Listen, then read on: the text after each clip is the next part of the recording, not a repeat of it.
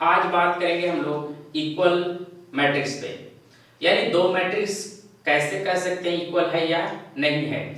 तो मान लेते हैं कि ए एक मैट्रिक्स है A11, A12, A21 और A22। इसी तरह से दूसरा matrix B equal to B11, B12, B21 और B22। अगर हम लोग कह रहे हैं कि यानी सबसे पहले देखना है कि दोनों मैट्रिक्स इक्वल कब होगा। A equal to B, condition है if size of A equal to size of B। तो यहाँ पर हमारा क्या है 2 क्रॉस 2 है और ये भी क्या है 2 क्रॉस 2, तो दोनों का क्या है 2 क्रॉस 2। सेकेंड जो आप लोग का है, ये पहला कंडीशन है if, second if corresponding element should be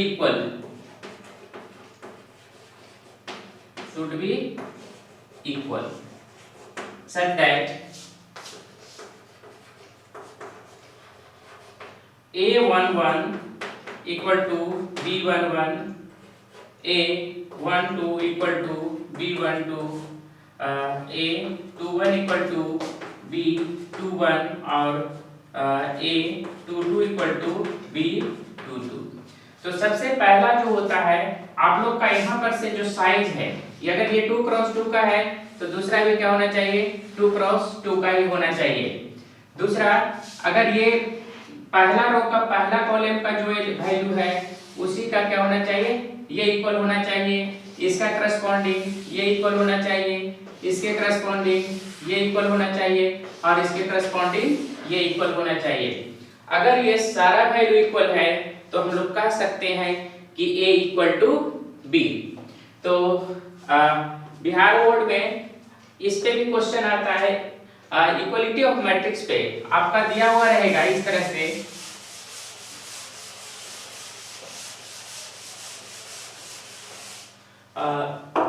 कोई आप लोग का मैट्रिक्स A इक्वल टू दिया हुआ रहेगा 2 4 6 3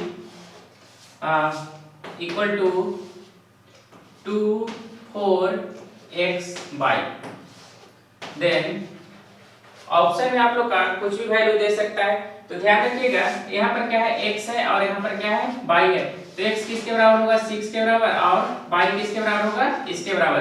क्यों होगा, क्योंकि ये क्वेश्चन में आप लोग का दिया हुआ है दोनों मैट्रिक्स इक्वल है।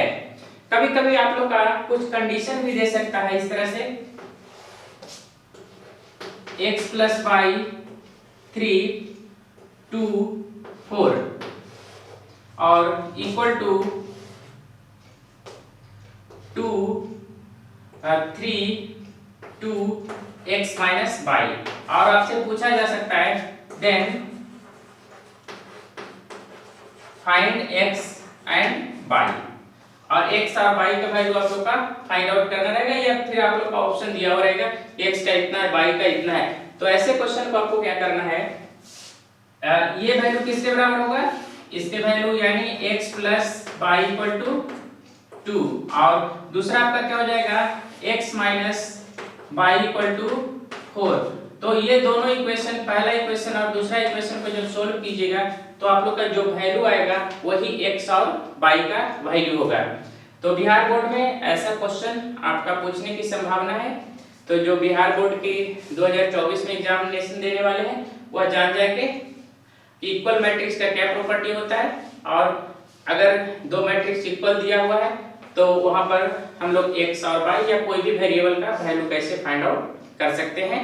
तो इस लेक्चर में इतना ही, फिर मिलेंगे नेक्स्ट लेक्चर में किसी दूसरे कंसेप्ट के साथ। तब तक के लिए थैंक यू।